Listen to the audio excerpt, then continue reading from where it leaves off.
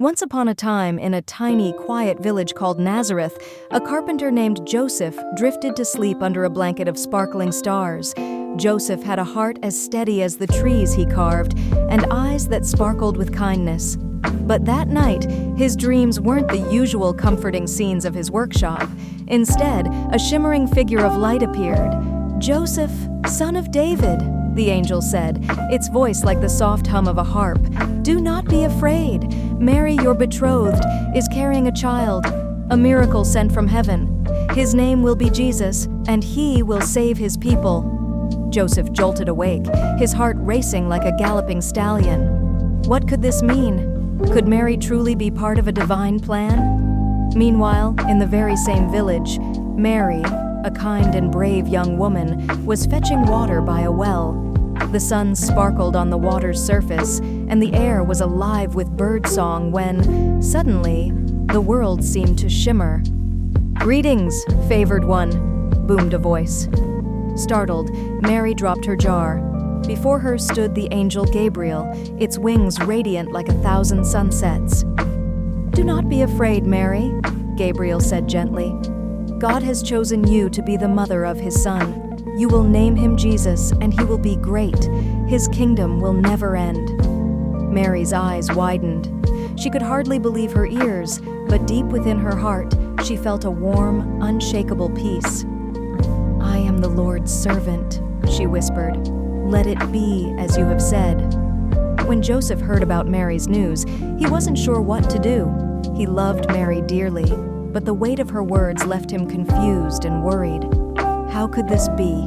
He thought, pacing back and forth in his workshop. Just when he was about to make a difficult decision, the angel returned to his dream. "Joseph," it said firmly, "trust in God's plan. Mary's child is the savior of the world.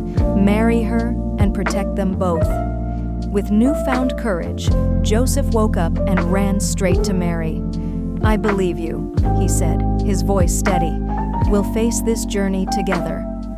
As the months passed, the couple prepared for the arrival of the baby. Then came a royal decree from Caesar Augustus.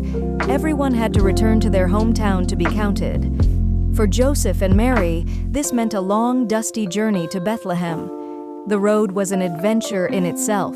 They crossed rolling hills where wildflowers danced in the breeze and navigated valleys where shadows stretched long. One night, a mischievous goat wandered into their camp, eating their bread, but Joseph managed to shoo it away with laughter. As they neared Bethlehem, the sky seemed to grow brighter, as if the stars knew something magical was about to happen. When they reached the bustling town, Mary's time was near, but every inn was bursting with travelers. "There's no room here," innkeepers kept saying. Joseph's heart sank as he knocked on door after door. At last, a kind innkeeper pointed to a stable. "It's not much, but it's warm," he said. In that humble stable, under the soft glow of a mysterious star, Jesus was born. Angels sang, shepherds gathered, and even the animals seemed to bow in awe. Joseph and Mary looked at their tiny baby, their hearts filled with wonder. "This is love," Joseph whispered, holding Mary's hand. Through every twist and turn, Joseph and Mary's story reminds us that love and faith can light up the darkest paths. Their bravery, trust, and devotion brought Jesus into the world, a gift of love that continues to shine brightly for all time.